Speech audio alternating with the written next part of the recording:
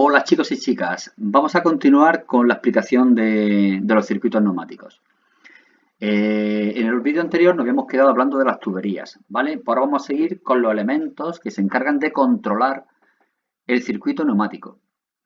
Ya dijimos en el vídeo anterior que esos elementos son las válvulas distribuidoras. Vamos a ver cómo funciona una válvula distribuidora y después terminaremos viendo cómo se la nombra, cómo tenemos que definirla, ¿vale? Bien.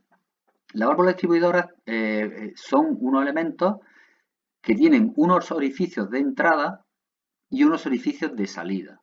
¿Veis? Orificios de entrada, por ejemplo, de entrada serían el 1 y el 3, de salida el 2. ¿De acuerdo? De tal manera que por dentro lleva una serie de mecanismos que permiten que estén conectados los orificios de entrada con los de salida. Por ejemplo, vámonos a la figura de abajo, que representa cuando la válvula está en reposo. Por ejemplo, aquí tenemos un pulsador que si yo no lo toco, se queda los émbolos en esta posición. Y entonces, en este caso, imaginaros que entrara aire por el orificio 3, ¿no? Pues entraría aire por el orificio 3 y saldría por el 2. Es decir, ahora mismo estaría conectado el 3 con el 2. Sin embargo, el orificio 1 estaría bloqueado. ¿De acuerdo? Bueno, pues esta válvula en reposo sería como está aquí, representada en la parte de la derecha. ¿De acuerdo? Veis que tenemos el orificio 1 y el 3 y el 2. ¿De acuerdo? El 1 está taponado, como es el caso, y el 3 comunica con el 2. El 3 comunica con el 2. ¿Lo veis? Bien, esto en reposo, esto si no lo tocamos ahora. ¿Qué ocurre si yo le doy al pulsador? Entonces pasaríamos a estar en la posición que tenemos arriba. Como veis, aquí el pulsador está pulsado y ahora fijaros, al pulsarlo se ha tapado el orificio 3 y ahora el que se queda comunicado es el 1 con el 2. ¿De acuerdo? Como se ve en la parte izquierda del símbolo que tenéis aquí, de la válvula. ¿Lo veis? Ahora tendríamos conectado el 1 con el 2 y el 3, sin embargo, está obstruido. ¿De acuerdo? Válvula pulsada. ¿Veis? Para representar estas dos posiciones de la válvula, es decir, o en reposo o bien activada o pulsada, se utilizan dos cuadraditos en el símbolo. Es decir, como podéis ver, hay dos cuadraditos que simbolizan uno cuando está en reposo, que sería en este caso este de aquí, ¿vale? Y otro cuando está pulsada, que sería este de aquí. Es decir, cuando está en reposo, la válvula estaría en la posición del símbolo de la derecha. Y cuando está activada, es como si estuviese funcionando el cuadrito del símbolo de la izquierda. ¿De acuerdo? Bien, en este caso, por ejemplo, esta válvula, cuando dejamos de presionarla, es decir, si yo la soltara, si yo suelto la válvula, aquí veis que hay un muelle, en la parte de la derecha de la válvula por dentro, hay un muelle que lo que haría sería empujar a los émbolos y recuperar la posición de reposo. ¿De acuerdo? Bien, entonces, para que lo tengamos claro, ¿cómo se representa una válvula distribuidora? Bueno, pues se representa teniendo en cuenta cuántos orificios tiene. Por ejemplo, a eso se le llama vías. Aquí tenemos una válvula que tiene dos vías, un orificio de entrada y uno de salida. Tres vías, dos orificios de entrada, uno de salida. Cuatro vías, dos de entrada y dos de salida. Cinco vías, tres de entrada y dos de salida.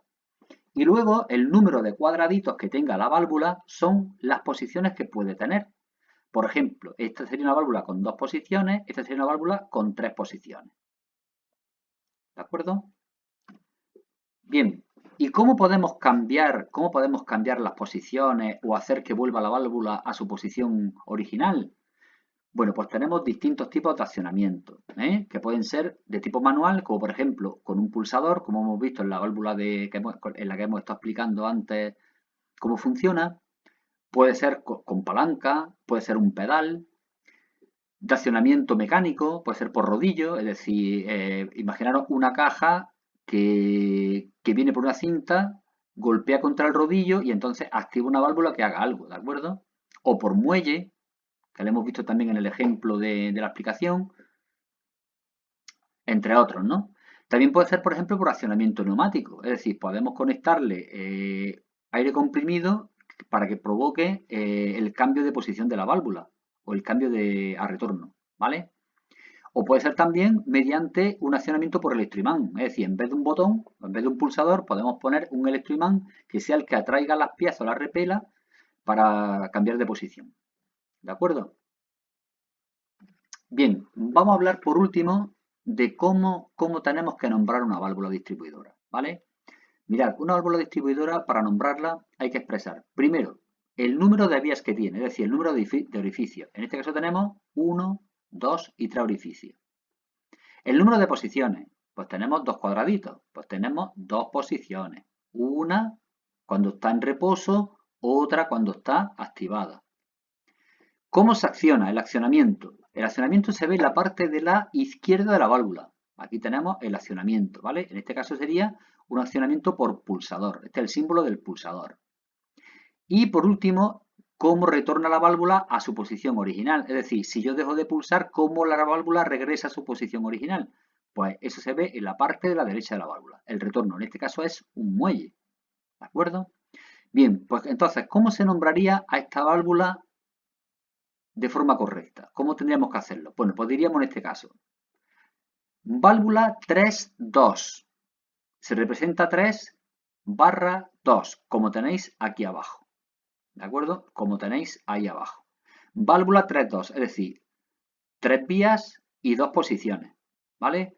Accionada por pulsador, es decir, cambia de posición por pulsador y retorno por muelle. Y con eso se quedaría la válvula perfectamente definida. ¿De acuerdo? Bien, pues seguiremos con los vídeos para terminar de explicar el tema.